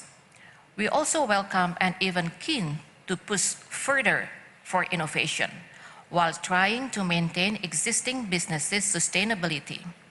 I remember there are times when brick and mortar stores go against online shops, mainstream media go against social media, and trustworthy conventional journalism go against algorithm-based digital platforms. So therefore, it is important to build strong collaboration between developed and developing countries, technology owners and users, as well as global digital platforms and local MSMEs in bridging digital economic gaps across the globe. And lastly, third, equitable opportunities for all. We must ensure that all parts of society are able to harness the benefits of digital technology by providing accessible, affordable, and reliable digital connectivity, equipping them with essential digital literacy and skills, maintaining a safe and productive digital space, creating a fair and transparent data governance, and safeguarding people from the misuse or abuse of technology. So as articulated by the Secretary General of UNCTAD during the opening session yesterday, digital technology should not be a barrier, as it should be a two-way bridge accessible to everyone. Furthermore, we believe that digital technology must also serve as a steady vessel, charting a course that brings all aboard toward a better future, navigating the seas of innovation and progress to bring connectivity, opportunity, and growth to every shore and riverbank. Thank you. Thank you very much, Madam Minister. And if I heard you very well, you're also referring to the fact that, you know, the digital economy, the digital future has to be ethical. It has to also be responsible. And so I'm just going to throw this to Mitchell over there at the other end.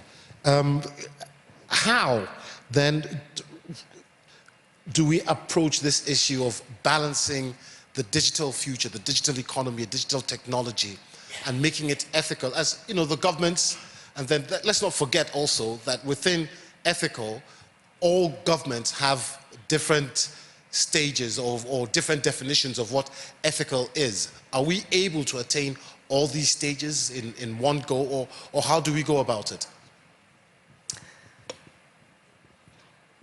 I think it's very difficult to define a technology as ethical. I mean, I think there are some that might be clearly unethical.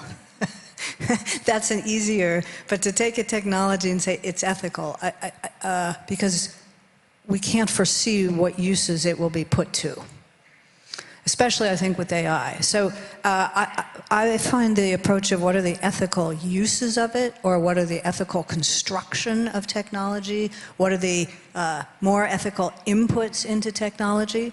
So we know that the use of historical data sets brings back and reinforces what we now call bias, but which until AI we called in many countries discrimination, and it was illegal. And so we've moved from a setting of something that was illegal and discriminatory to something that's biased that we don't know how to handle.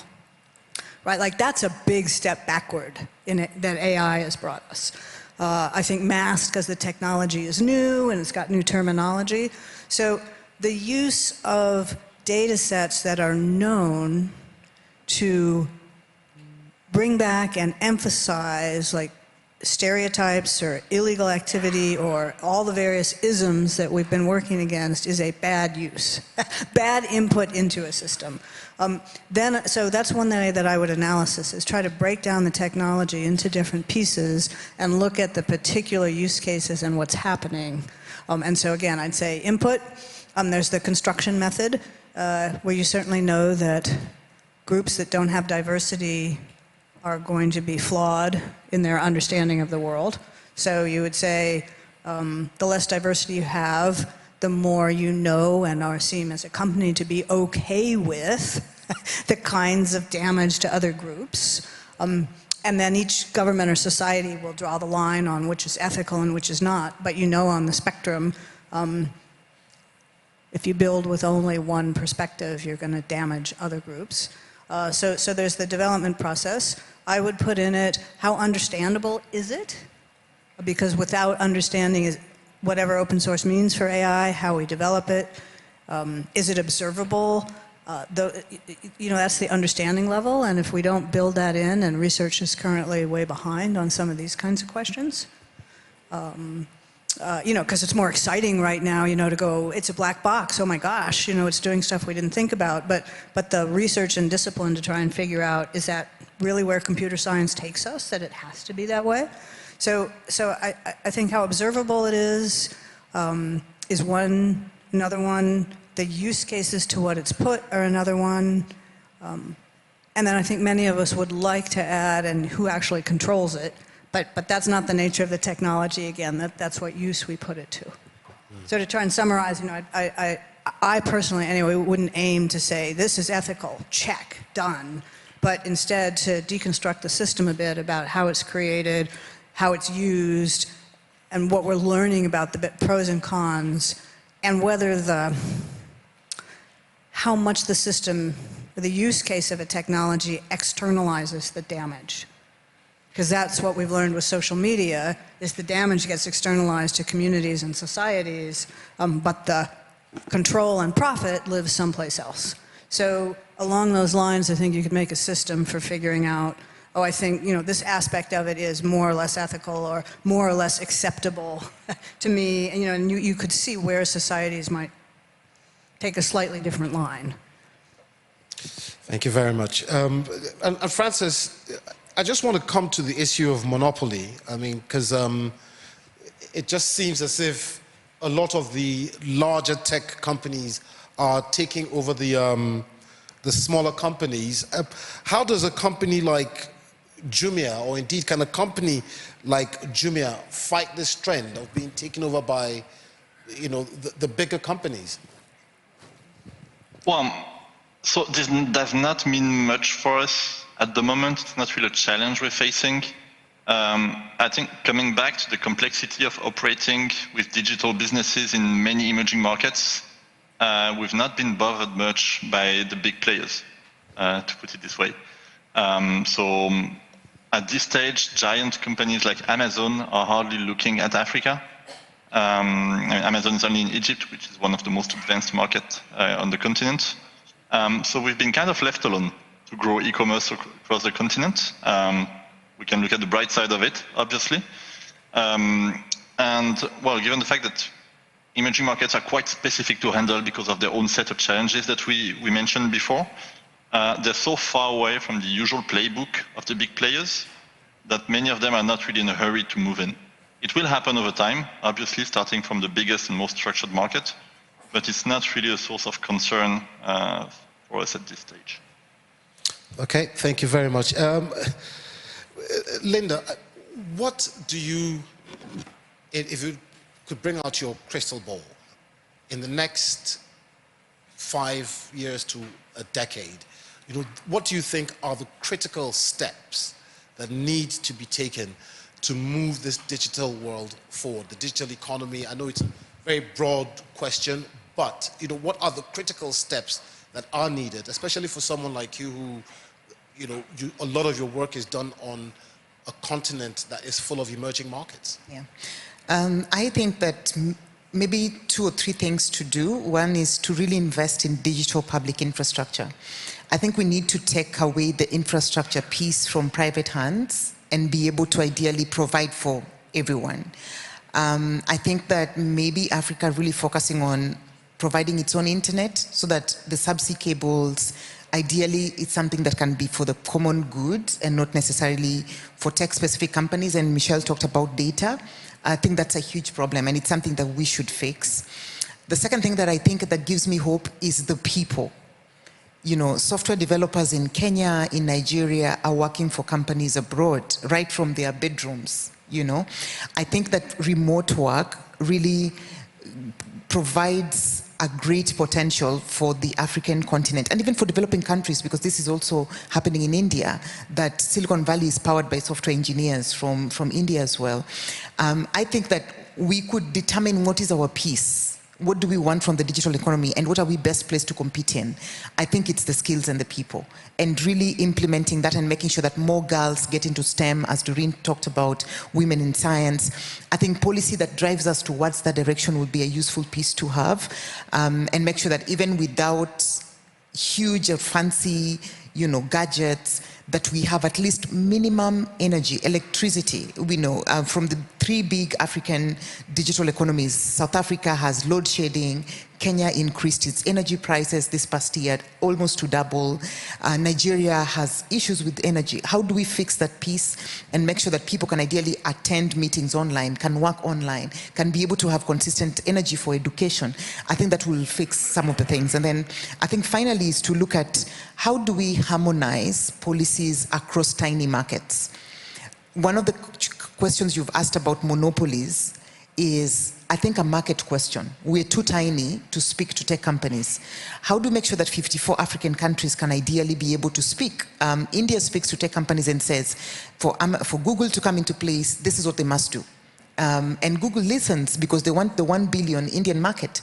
I think we need to have a way in which we look at all these particular fragmentations as not helping us as a continent, but ideally driving us towards, standing together and saying, this is what tech companies should not do, and this is what they could do. I think that will be useful for us. And then we need to have inclusive, interoperable, and open-sourced digital economy. I think that should be the future, that they speak to each other. We kill the vendor lock-in, because a lot of our technologies are really bringing in the vendor lock-in, which is not good for our economies. Thank you. Thank you very much. And all what we're talking about, Michelle, is it's all meant to be in the interest of the ordinary person. But these interests are interests that are, as we've mentioned here, are controlled by a very few number of companies, digital companies. Is there anything, and if there is, what can ordinary people do, to, one, safeguard themselves, and 2, make sure, and I'm asking you this question, I know it's a broad-based question, because my poor grandmother in the village, what can she do? But what can people, you and I, ordinary people, do to ensure that we're carrying other people along so that no one is left behind? So my grandmother is Bermudian and Jamaican, and on the other side of my family is Nigerian and American, so I'm representing for a lot today. And today it would have been her 90th birthday. And I think about when the year 2000 happened, she had us go into the basement with toilet paper and things because she was concerned that that was the end of the world in the year 2000, if you remember, because they were concerned. And so the reality is we have to think about how do you build a society that actually makes space for everyone. And so I come here bringing my grandmother's spirit as I'm building and thinking about investing. And the best thing that philanthropy does is we think and we coordinate and we have the opportunity to think long-term. We have the opportunity to scale the best ideas, and we have the opportunity to convene and bring people together. And our resources, obviously. But let me start with where I think part of the future is. One of our grantees is Co-Develop, that is working on building digital public infrastructure around the world and has developed just a fund working exclusively on that. And they have an initiative, 50 countries in 5 years, in order to scale DPI. And if we can make digital public infrastructure, which is like a base level of entry to be a part of the digital economy, that will make a huge difference. I think in addition, there's an opportunity for us to think about kind of global governance and standards. One of the reasons I'm so honored to be with so many of you excellencies and leaders in your countries is because you have an opportunity to kind of shape this future. I think oftentimes when we think about technology, we think about what it's doing to us as opposed to taking in its sense of agency of what we can do. We have some of the most brilliant minds in the world in this room and working on these issues and caring about these issues. So then how do we then organize ourselves in different areas to bring together those multi-stakeholder moments where we can move forward? And how do we impart certain values that we will use going forward? Our work at ON has focused on everything from cybersecurity and open source and public options and DPI and now in AI. And if we look at the continuum there, it has always been about people. And none of us can do everything, but each of us can take a piece of this. And so much of our work is about working with our partners like Mozilla and so many others, our work with McGovern Foundation, as we brought last year a Future of Data Challenge to redefine our relationship with data. And we awarded over $1 million of grants to folks who were thinking about what the future of data can be, not just in one country, but in countries around the world. And how do we then scale those innovative ideas? One of our partners, Ada Lovelace Institute, often talks about the data divide isn't just about the inputs that go into the system, but it is a determination about whose data has the most value.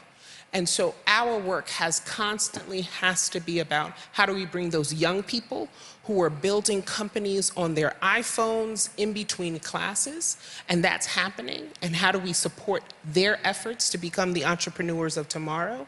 And then how do we make sure that our grandmothers and the generations to come have an opportunity to enter into this work? And so I'm so grateful that we had the opportunity to share some of this today, but I think inclusive participation, multi-stakeholder moments, thinking both long-term about our opportunities that we are trying to prepare and prevent, as well as thinking about immediate opportunities where we can come together and converge with leadership. I think that will make the difference, and we make sure that people don't get left behind. Thank you very much, Michelle. We're just going to round up now, but before we do, I'm going to go around the panelists just one more time to ask each of them what their key takeaway from this session is. A key takeaway or a short piece of advice to our audience or to those people who are watching us online. If we keep it nice and brief, and then after that we'll have closing remarks from Madam Secretary General, and then we'll go. So I'm just going to, let me start with, I'll start with Mitchell, your key takeaway from this session this evening. Well, you didn't tell us that question was coming. Aha. So, that's the journalist in me.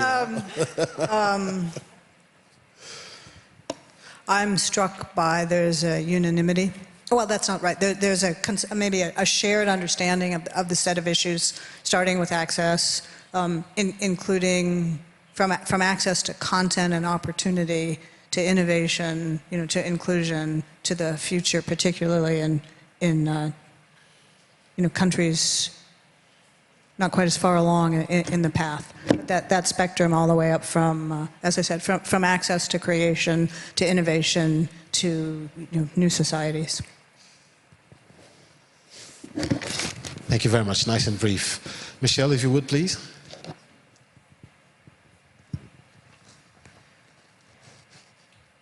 The overall well-being of society is what's on the line. And if we think about the opportunities to change what those inputs can be, and we think about a fundamental value, which is how do we design and shape technology for the benefit of society, and if we keep that as the central goal, then we can build from there. There's an idea that if you are designing with a certain idea or value in mind, you can create a new system. And that's what we have to do. We have to build with people at the center of our ideas, our policymaking, and our governance. And I believe we have the opportunity to do that. I'm going to end with some optimism, because if not, what do we have? And so I truly believe that this is possible, and it may not happen immediately, but we all have to be encouraged to work towards that type of future. Thank you very much. Linda? Okay, that's a lot of pressure because it's a short question. But I will say two things quickly. One, my key takeaway is move in a pack.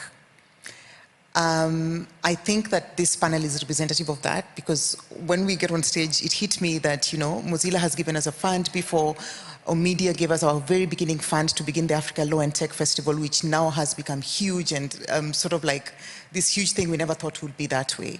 And I also began my first speaking engagement this year in this very same hall, and Amandeep, the tech envoy, invited me for YCS together with Doreen to speak on this panel. And so I feel like it's become full circle, and I see more and more the need to work together and to get us in this particular pack. I think for governments in the room, it's important to think that way, that how do we move in a pack? Silicon Valley didn't just happen. There was Stanford University, there was the US government putting in a grant, the civil society asking questions on suitability and safety. I think that we don't need to see each other as enemies, regardless of where you sit. Even tech companies are not a problem. They fix the infrastructure issues, like internet in Africa is now funded by big tech. How do we make sure that we all move in a pack in a way that it really changes society? I think that's useful. Thank you. Thank you very much. And Francis in Lagos, if you could just give us your key takeaway from this session this evening. Sure. I may take a little bit longer. Please forgive my bias towards Africa and specific aspects of the digital economy. I'm reading behind you on stage somewhere, eTrade for all. These are great words, and I think, as Linda was saying earlier, there's no shortage in emerging markets of talent, entrepreneurs, and companies that want to make it happen. They want to make it happen for money, of course, but in the process, they will drive real social impact, economic and social impact, inclusiveness, great things. In my company at Jumia, for example, we have hundreds of thousands of customers who live in small cities where they used to have very poor access to retail, who have little access to the internet, but they have access to e-commerce, and they have access to the modern world of consumption. So that's doable. We can adapt the models, and we can drive impact, inclusiveness, and bridge inequalities with local entrepreneurs or bigger companies. I'm hearing today a lot of support and goodwill. But the truth is that, obviously, when it comes to digital economy and inclusiveness in emerging markets, we've never been short of good intentions and great speeches. The whole challenge now is to turn it into very practical changes, something down to earth that entrepreneurs who are on the ground can feel and that can actually help them. In my company, we've literally become experts at managing local regulatory complexity. I would even see it as a barrier to entry in our favor now. But this is not right. This is not the way it should be, because we're preventing social progress in this way. So I would just conclude by saying that digital entrepreneurs and companies in emerging markets can bridge inequalities and do not need unfair advantage. They do not need help. They just need fewer hurdles to work on their digital projects and to have great impact on society. Thank you very much, Francis. And Madam Secretary General, if you could just give us a few words before we close the session. Thank you very much. Well, first of all, I have learned so much from the panel. Really, this has been wonderful. And I think that Michelle, Linda, Francis, Amandeep, that was with us, did a marvelous job. And not only I learned a lot, but I am really motivated, inspired by what I heard. So much is happening, you know, in civil society. So much is happening. It's not only here in the governments that we heard Zimbabwe and Mauritania and Indonesia, that was great, but also, what we heard here is all the things and the good that civil society can do, can make. And that brings me to the ecosystem, yes? That this is really building the ecosystem. Yes, it's not one part of it, it's all of it. It has to be populated. It has to be populated by the private sector, by the governments, by civil society, by citizens at large. That's my first point. So my second point is that a lot can happen, and I heard the governments here, a lot can happen if we can make it right at the national level. Yes? And here I remember my experience as a politician in my country. I was in finance, I was the vice president of the country. Costa Rica started the computer labs in public schools in the second half of the 80s. In the second half of the 80s. And you know, it was very early, very early. I remember, and I really remember with great emotion, when I went to the last part of the country, that was a very poor community, to close the last analogical electrical source for computers, for the computer lab of the school that we put in that very remote area of my country. And so I know that decisions that you take at the government level, when you have a strategy, when you have a vision, you know, can get a long way. Can get a long way. You can make things happen at the national level. Now, having said that, I also have to say that the challenges that we face cannot be met or faced only at the national level. And this is where we heard here, and very clearly, that we need a global action, because challenges are bigger than individual countries. And here the governance aspect, the competition. You know, I was very glad to hear here about competition and consumer protection. Usually nobody talks about that. You know, we have a whole division, a whole branch in UNCTAD that works in this issue. We know how difficult it is, and we know how powerful the other side is. You know, we know that investing in the regulators, in the capabilities, there also we need a system. It's not one institution. We need institutions that protect each other, because each of them are too weak vis-a-vis the great power of many of the, for example, the platforms. You know, the concentration, and you talked about it, the concentration of power that we are seeing in very few platforms is something that I have never seen in my life before. And I have seen concentration before. This is really a phenomenon that has to be faced to protect the citizen, to protect the human rights, to protect the privacy. You know, that needs to be dealt from a global perspective, a global governance standards that need to come together. None of us will be able to do it alone. And you know, I look at Europe, that is doing such an important job in terms of regulation and standards. And for Europe, it's difficult.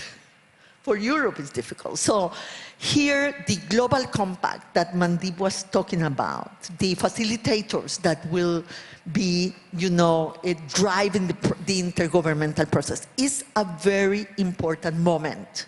And we need civil society, and we need governments from the developing countries to really support this process. And here, I think about our experience with climate change. You know, I came from the COP yesterday. In climate change, we had something similar. It took a long time until we were able to have an agreement that was a global agreement, because we had the need to respond to a global public good, because at the end, this issue is a global public good. And we have to learn from that process. What we did right, what we did wrong, how we came together with respect to the interest that didn't want any, advancement on these issues to go forward, and how we came together. And one of the things that, while you were talking, I thought about, because I don't know anything about it. I was hearing Michelle. And, I thought to myself, in climate change, we had this challenge too. At the beginning, the science was in the academia, and the knowledgeable people, the expertise was in the companies. And what we did in a way was bring the knowledge and the science to work for the public good, to work for climate change. I think that we will have to do that again now. We have to bring all the minds, all the science, all the knowledge that is out there, that is diverse, that is not only one, to talk together how we do this right. Because really, I have to talk, ministers, friend, and secretary, from my experience. We don't know how to do it. We don't have the knowledge to do the right regulation, to regulate rightly. Well, we will regulate, but probably with no efficiency on site. Yes, no, not understanding what is really that needs to be regulated or done, or in the right way, to allow for innovation and for growth and for progress, in our economies. Not to stop that. But we need that standards and regulation will be needed. So we will need the people that knows, to work for this more collective public good. And we have to think about what we learn from the process of climate change, because this will be, it has a lot of similarities in many ways with that process. And we cannot lose 30 years because this is going too fast. Yes. My last point to all of you, and looking at also the government, is all this issue of adapting, not only adopting. I like the cross-border cooperation and the capacity building, yes? And I think here I have to say that this is something that UNCTAD has been doing well. We have allowed for cross-border cooperation, and here also I think that regional integration, we can go a long way in helping here, but we have done a lot in customs and trade facilitation. Our open source system is open source. Our open source system is in 100 countries, digitalizing customs right now. Yes, and we have been able to keep this going and to bring, new features to customs and to support countries and to build the capacity in the countries to manage the system. They are managing them, not us. Yes? So that is a good example of the things that we from the international organizations can do to really support countries. And in finishing, let me say that from all what we have seen around the world, we know that the better distributed asset is talent. Talent is everywhere. And at all levels, society. What is not well distributed is opportunities. So what we are talking here is this opportunity. Let's not lose this opportunity to really harness so much talent that is in our countries, and we have the opportunity to do it well, to learn from each other and to really build this ecosystem for the improvement of society. So really thank you all, because this has been a wonderful afternoon. Thank you. Thank you very much, Madam Secretary General. Thank you. And I just want to give an opportunity to the co-facilitators of this session today from Sweden and Zambia. If you've got something to say, something just to add at the end, I can give you a minute and a half, 2 minutes if you've got anything to say, or else. So no? Okay, thank you very much. Just before we go, a big thank you to our guests. We had Amandeep Singh Gill, the UN Secretary General's Envoy on Technology. He joined us on the line from New York, had to leave before the end of the session to attend another important meeting. Doreen Bogdan Martin, she also had to leave, Secretary General of the ITU. Mitchell Baker, the CEO of Mozilla Corporation and Chairwoman of Mozilla Foundation. Francis Dufay, CEO of Jumia, Linda Bonyo, Founding Director at Africa Law Tech, and Michelle Jawando, Senior Vice President, Omidyar Network. Thank you very much, and then of course to our host, the Secretary General of UNCTAD, Rebecca Greenspan. Thank you very much for joining us today, and to our wonderful audience, thank you, and have a lovely Geneva evening. Thank you.